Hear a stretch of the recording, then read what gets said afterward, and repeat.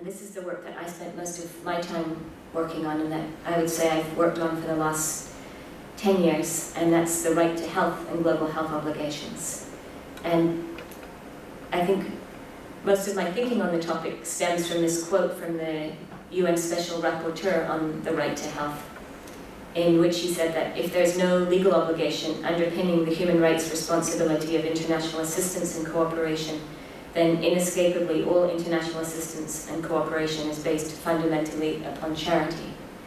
He said that may have been acceptable in the 20th century, but in the 21st century, surely we have moved beyond such a way of thinking.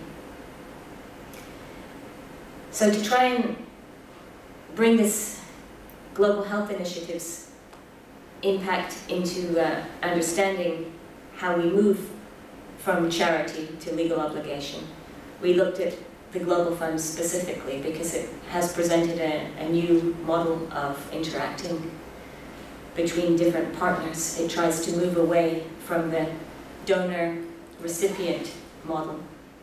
Under international human rights law, most states have ratified agreements to provide development assistance and cooperation on a long-term basis.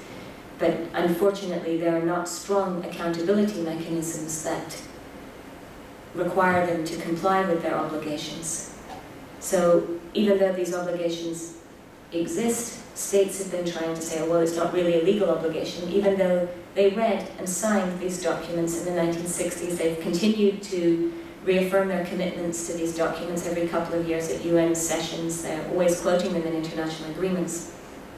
So he said, is there a new way of looking at this? If compliance with their obligations is very difficult to measure, maybe we need to look at this as more of a process of how countries come to accept their obligations in a very, it's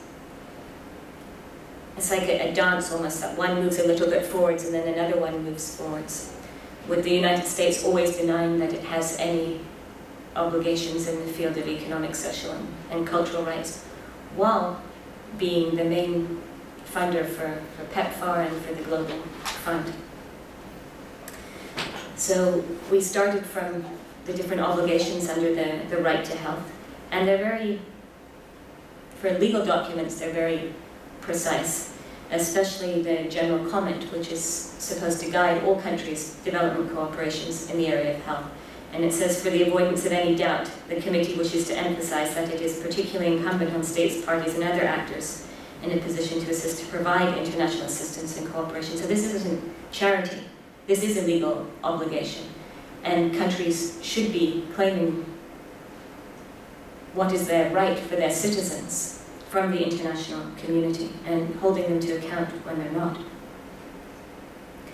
So in looking at the role of the Global Fund in changing this way of thinking in countries, we looked at two different features: the structure of the board, because it includes civil society for the first time, and also its emphasis on transparency of donor contributions. It actually publishes, probably for all of us, far too much information, so it's hard to sift through it, but it is far more transparent than other such international organizations. And then we looked at how these new norms may be interpreted, enforced, and internalized by other donors.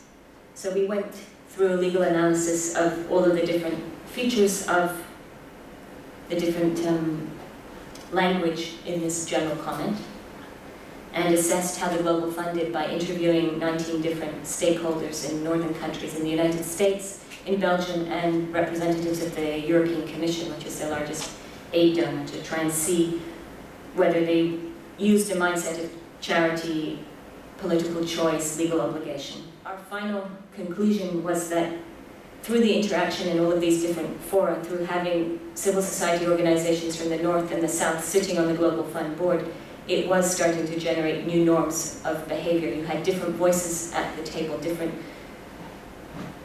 constituencies represented that you never heard at the World Bank.